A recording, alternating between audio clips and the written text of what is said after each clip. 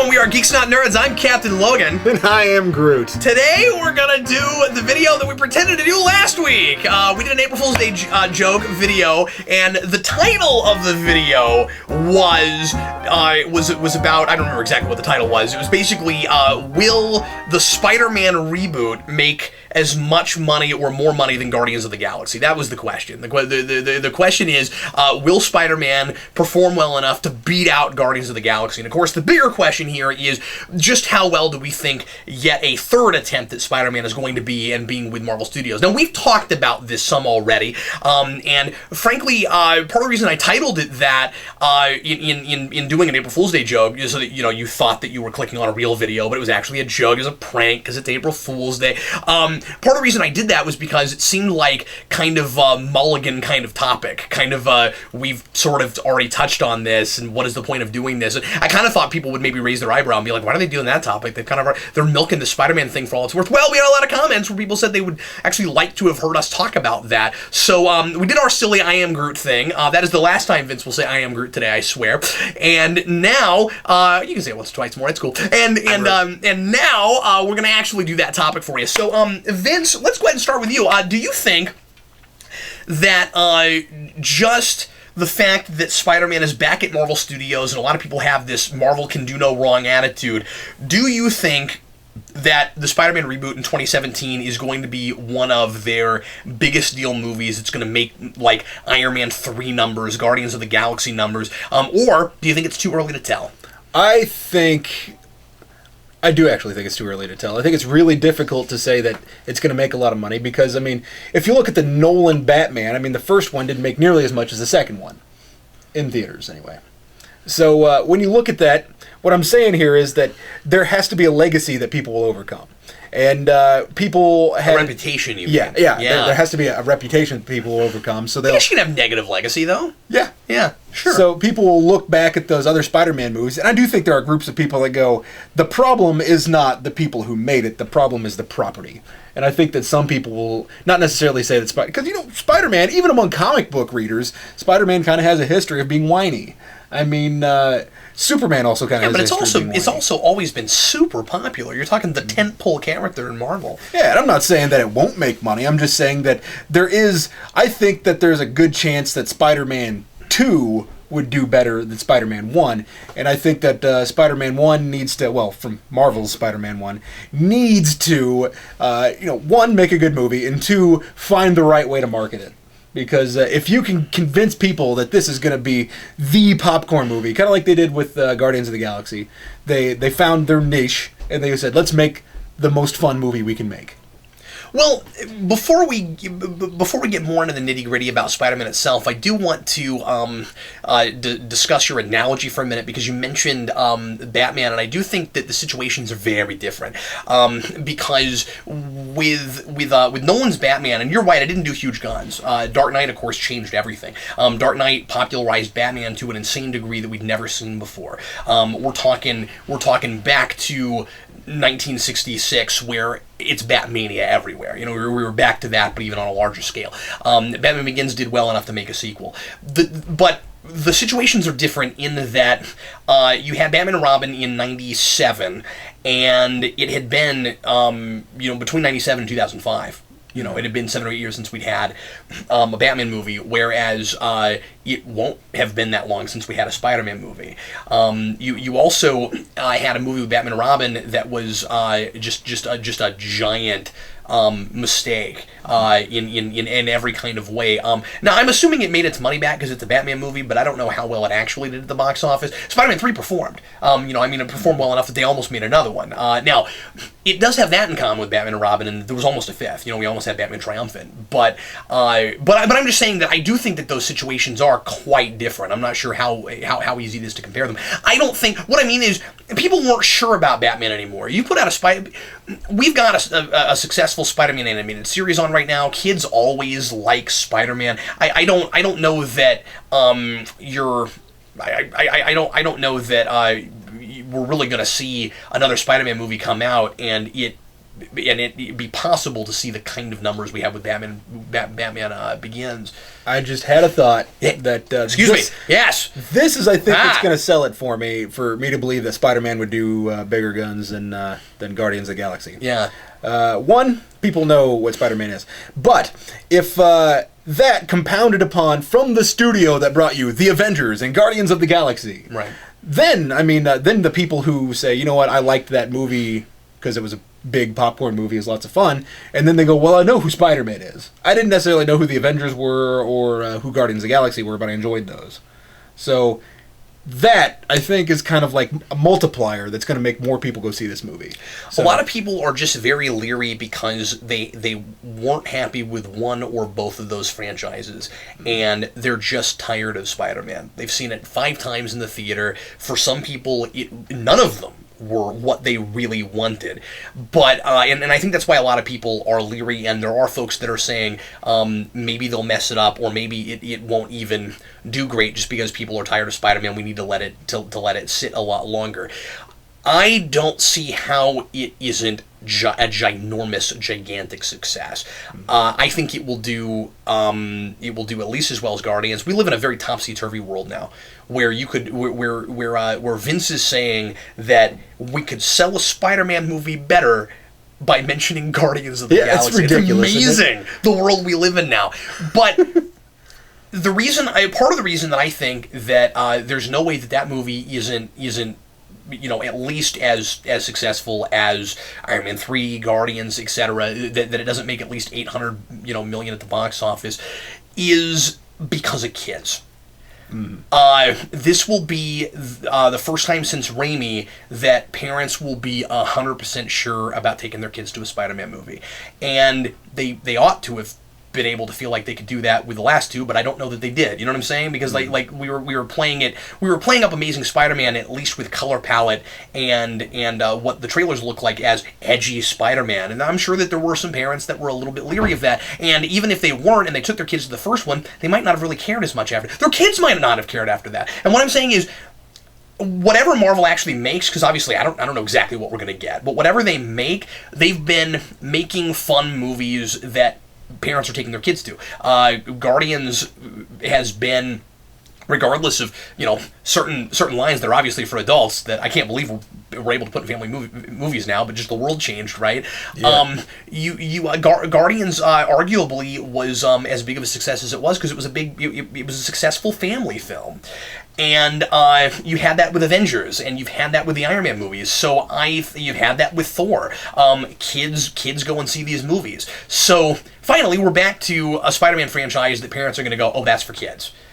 And I think that's going to help a lot. So yeah, I don't know. I don't know how it's not enormous. Hard to compare numbers. Who knows? It kind of depends on what else it opens against. Yeah, because I don't know what else DC is going to have up their sleeves for 2017. I mean, I can look at the list of what they claim is coming out, but I don't trust it yet. That they'll be on time with everything is all I'm saying. Because I mean, we know that 2015 or 2016 next year we're supposed to have both Batman vs Superman and Suicide Squad in the same year. So surely 2017. I think we're supposed to get Wonder Woman right after that. I forget. But I don't know what else they're going to go up against. So maybe also part of the question is how well Batman vs. Superman does. But again, it's going to depend on what weekend particular things open against. Now, at the same time, if you don't open it the very same weekend or 2 weeks apart from each other, I don't know that the DC and this is kind of a wider thing, but Vince, I don't know that the DC and Marvel movies are really the competition people are building them up to be. I think a lot of us are going to but I think a lot of us are going to see everything. Yeah, when people are like, what are you going to see, X-Men or Batman? I'm like, why do I have to choose?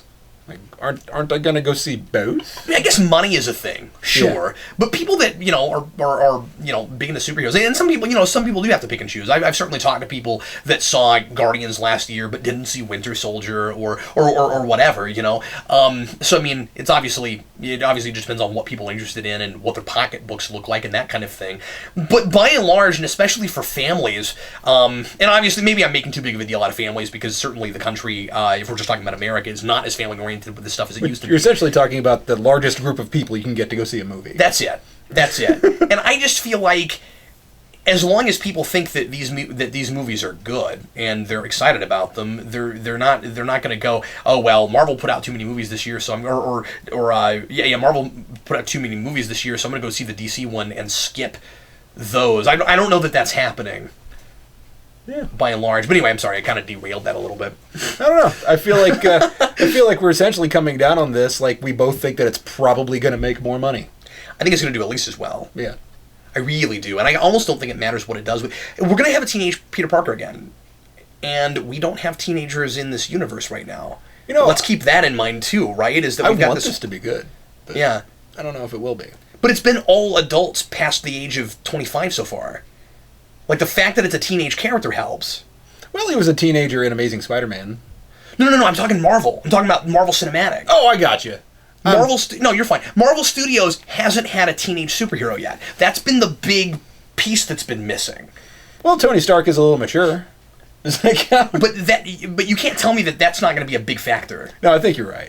I think it's going to be, well, I mean, they're going to use him in the whole Civil War thing for however large of a degree they're going to do that with. No, I think he'll just be at the end credits of that. Okay. I still don't think he's going to actually be a thing in that. Good. Yeah, let's not take too much stock in the fact that he's in that movie. I think they'll introduce him at the end, just like the Thor hammer at the end of Iron Man 2. That's what I want. I want to be positive on it.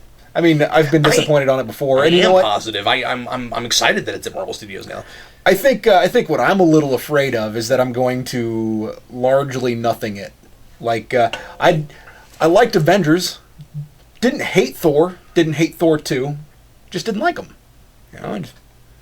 Too simple. They're not excellent movies. I mean, they're popcorn flicks. Sure, why not? Throw some popcorn in your face, enjoy your movie, sit there with your girlfriend or your wife or boyfriend or whatever you have.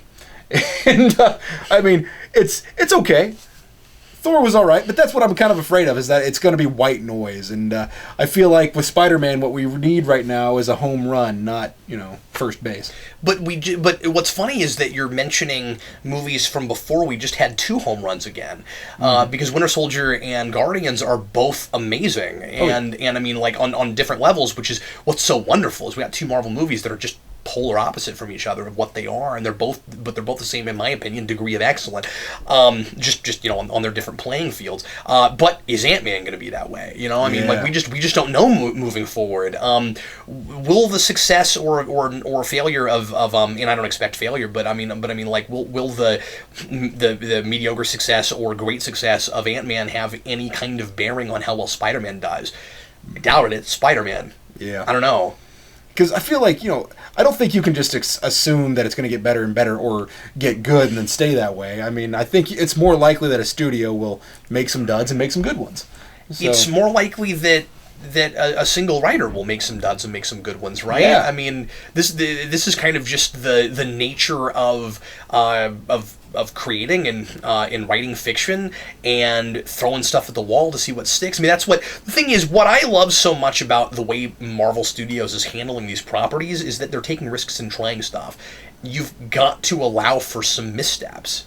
Because if you look at like a single writer's career, you'll see I forget her name, but the woman who wrote American Psycho also wrote Blood Rain. Now, I'm not going to say that the original script for Blood Rain was great, but they chopped the heck out of Blood Rain. And I realize we're not talking about Marvel. I'll bring it back around here in a second. Sure, yeah, go ahead. But they chopped the heck out of Blood Rain. So, in other words, you can have a single writer that can do good work and bad work regardless of studio involvement, and you can have a single writer who can do good work and bad work because of studio involvement. Akiva Goldsman. So, who's that? Wrote Batman and Robin, also wrote A Beautiful Mind. There you go. And won an Oscar for A Beautiful Mind. So, I mean, what we have here is people that will jump in there, and we only have a movie that is as strong as its creative team and the studio's ability to recognize talent. Yeah. So if one of those things fails, like let's say Marvel Studios can do no wrong in the way of recognizing the best thing that they could make. Great. Well, it still depends on what the team has to offer. So if your team doesn't make something amazing, then you know what? I feel like what you're going to end up with is something that's okay.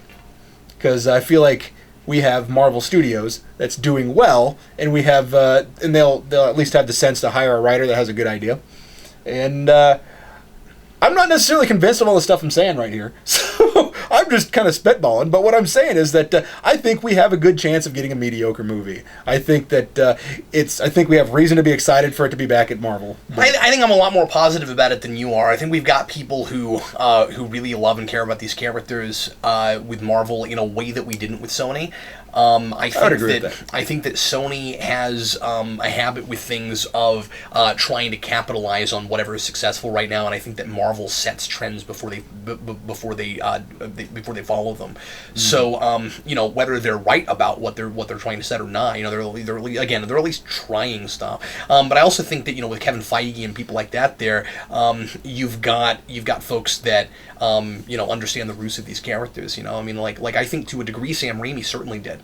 With Spider-Man, I think that there was some as I've always said, some huge major missteps with the way that the romantic relationship was done in those films, and some of that is more at the script level than directing level. Certainly, you had a couple of the, or at least I forget, at least one of the producers from Smallville was doing the second film, and you can definitely tell in the writing that you're looking at Lana and Clark when you're looking at Peter Parker and Mary Jane, but the spirit was there. Mm-hmm. The spirit of Stan Lee Day Spider-Man was there. Now the question is going to be what era are we primarily pulling from?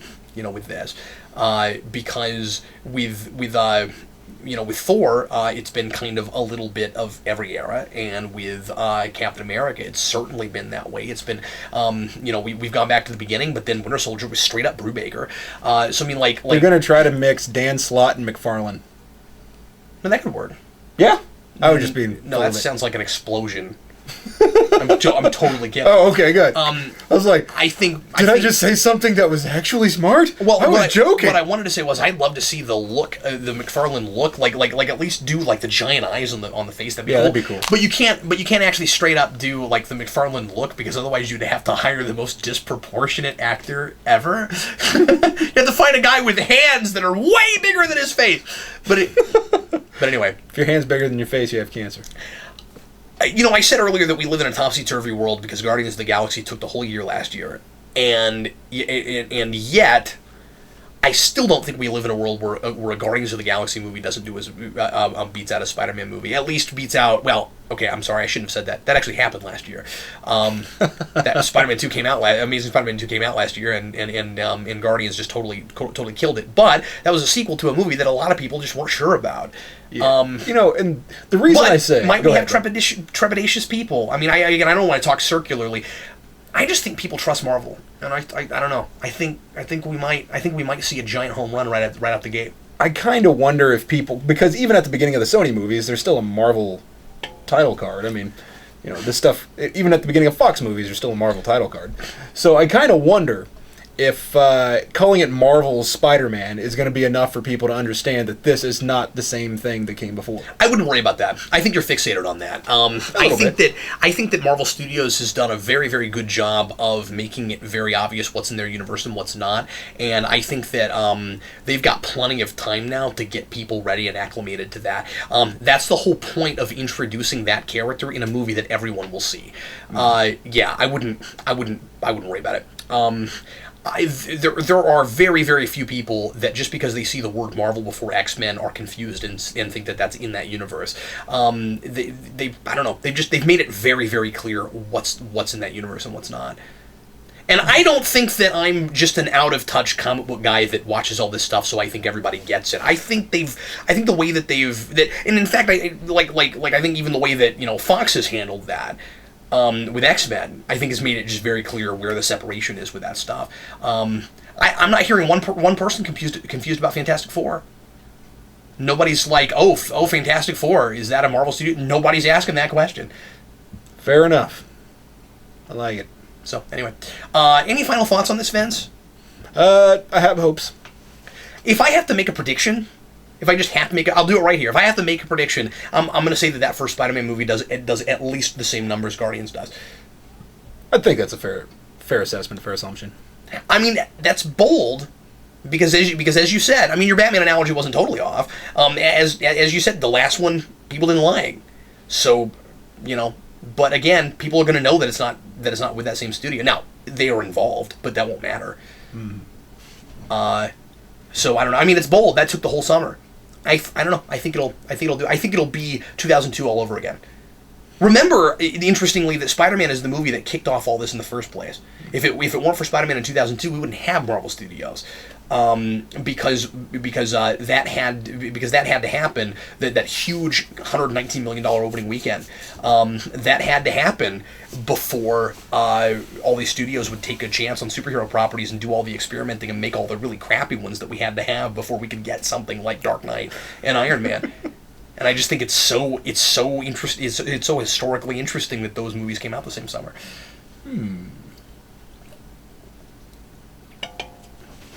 Yeah, I have nothing to add. I feel like we've pretty well put a cap on this. Sure, no problem. And events too. Next week we'll do something where you have more to say than I do. Indeed. Vince, what's your rant for this week, sir? I'm ranting about.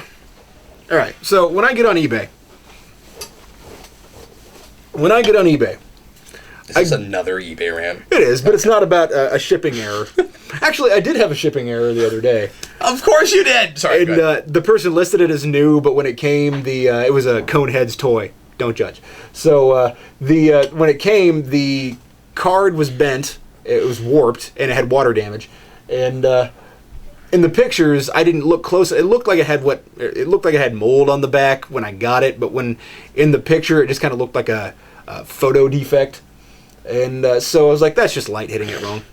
So when it came to me, I went, you know what? This is boxed really well. This is wrapped really well, but it was listed as new, and the pictures didn't really give a good sense of what the problem with the card was. And so I just sent that message to him. I said, look, I'm satisfied with what I have. It was really cheap. I'm not going to, hold a grudge. I just want you to know that technically what you shipped was not new. And the person said, I'm going to refund all your money. And I went, what? Oh, wow. I was like, no, that's not what I was asking for. And then by the time I noticed that they said they were going to do it, they'd already refunded my money. So I said minor listing error, like stellar buyer, stellar seller. And I was like, what the? All right, I guess I'll take my money back, whatever. But the thing I was going to rant about today, I get really annoyed with the idea of the reserve. It just annoys the crap out of me. As not from the seller's standpoint, but from the buyer's standpoint, I get annoyed with the idea. Because essentially what you're saying is that I'm going to try to list it really cheap so that you'll bid on it, and then I get to choose as to whether or not I'll give it to you for the price that you bid on it. And that bothers me. Because you know what? I'm not going to bid. When I see reserve not met below that bid price, what I say is I'm not going to bother. Because if your reserve is $200, I'm not going to get it if I win it for $35. I'm not going to even bother. Because I like to be able to control where my money goes. I'm not going to get competitive and try to win something that ends up being a ridiculous asking price. Now, I can appreciate somebody saying, I'm willing to take $200 for this thing, and then listing it at that. You know what? If it's important enough to me and I have the money, I'll bid. If it's not, then I'm not going to waste my time watching a bid that ends up being, ends up going nowhere because I didn't hit the reserve. So all I'm saying is stop doing the reserve. It bothers me. Now, I would be open to an argument for telling me for why the reserve is necessary, but there's like a buy it now for $1,000, and then there's a opening bid of 99 cents, reserve not met. That's stupid. You shouldn't be able to put a buy now on something with a reserve on it. That's the first thing. What's ridiculous about that is that once you see the buy now, you know what the reserve is, or at least you have a ballpark. The reserve was there in the first place because reserve is a thing that you have at live auctions. When you have a very, very expensive thing and you will not let it go without it hitting a certain price, you have a reserve. I have never understood why you don't just start at a certain price. Yeah, I've never understood that. If you say I've got to have $1,000 for this thing, but I know it's probably not worth any more than that, then an auction is not the place for you to go. Yeah. put a buy now of $1,000 and don't make it an auction. We have that capability now. The reserve made slightly more sense before we had buy now. I've been selling off and on eBay since 1998, just after it first started, and the reserve made more sense back then a little bit, but I still always thought it was kind of ridiculous because it's kind of like playing 20 questions. You're just going in there, just hitting the bid until you finally reach it, but then again, most people don't do that. Most people are scared away by a reserve. You're probably not going to sell it if you have a reserve. And I think it's ridiculous, Vince, that you have ever bid on anything that had a reserve on it. Yeah, because I never did. You don't. That's not what I mean. Oh, okay. That you found things that you might have bid on if they didn't have a reserve, because that item is not expensive enough to have a reserve on it. I know you've probably never bid on anything that was more than $400 or $500. I don't understand why you would have a reserve for anything less than $1,000. That's ridiculous. If it's a thing that commands $100 or $200, you start it there. Or if you want to see it climb and you want to take the risk, you at least start it for maybe 20 or 30 less than your asking price. But that's preposterous, and it always has been. My dad and I complain about reserves all the time back in the day when we were on eBay at the beginning. I very cautiously entered this rant because I knew that Cap was much more versed in the world of eBay. So I 100% agree with you. I thought I was going to get kind of a rebuttal here, but yeah. No, I'm kind of just giving you more details, really. That just fuels a fire because I like eBay. I think it's a nice thing to go through. I mean, it's a nice outlet for people who don't have the ability to go to San Diego Comic-Con and get whatever the heck they want. Yeah, sure. But it's convenience. It has made it possible for me to amass my tick collection. Yeah, and I have a ridiculous Saturday Night Live Dan Aykroyd, John Belushi collection. So ridiculous because there's not that much out there, and except for the stuff that's like artist rendering statues, one of a kind or something like that, I have all but 2 pieces. So, my God, of the figures and the dolls. Don't judge. We should do a whole GNN on eBay one of these days. Yeah. Just talk about the ins and outs of it, and what then it we used to will be like sell versus it what it is now, and on eBay. yeah, you can buy it now or you can set it a bid. Reserves not met. Vince, my rant today is about something very specific that I find irritating that pops up on TV shows a lot. So I talk a lot about how annoying it is to have to, and it's annoying because I don't like it when you have to make characters seem unsympathetic just to make plot things work. So when you have to dumb down characters in order to make another thing a character is going to do make sense, here's a really specific example. This almost never works when a person is owed money or something, or a favor or whatever it is, and they mention it to the person that owes them that, and it's someone for whom there's been like friction with that other person, or like their enemy or whatever it is, and you say, you owe me this money, and the other character says, you'll get what's coming to you. How many times in television and even some films have you seen this? It comes up a lot. Where a character will say, you'll get what's coming to you. And that's an attempt at, because almost always what that means is that person is going to try to kill that other character or get revenge on them in some way. I've never said that without stabbing a guy. So, what's coming to you means I'm pretending like it really thinly veiled. Like, no veil at all. You're saying, what's coming to you, meaning not the money I told you said I owed you, but what I actually think you deserve. That is an attempt at some kind of subtext for the audience. It never works. We all know what that means, and that other character should really know what that means, and they almost always buy it. That's totally being a spoof. The other character, yeah, because just once I want to see that other character go, wait, you're evil, aren't you? Like, just once I want to see that character go, wait a minute, that is really ominous, and I'm going to have a gun under my pillow tonight, right? Like... Now, you do understand that I asked for a bag of money, not a bag of murder. That drives me crazy, and I can't believe we still do it. It's the most cliche thing. It's one of the most cliche TV things. Because, again, it's really dumbing that character down, so when that character buys it, I go, okay, you're not as smart as I thought you were. And it's just this stupid contrivance thing we have to do. Now, I will say that it is very difficult to walk that line, right, where you're trying to have a character delivering information or make something clear to the audience while they're being deceptive to another character they're talking to, where you're trying to have kind of this other layer to it. But here's a clue. If 100 other TV shows have done it, and we all know what it means, and there's like a code for it now, that's not the line you write. That's all I'm saying. Like that never comes from a character place. It's always the bad guy says that. Oh, you'll get what's coming to you. Wait, can't we find another more subtle way to say that? You know what I mean?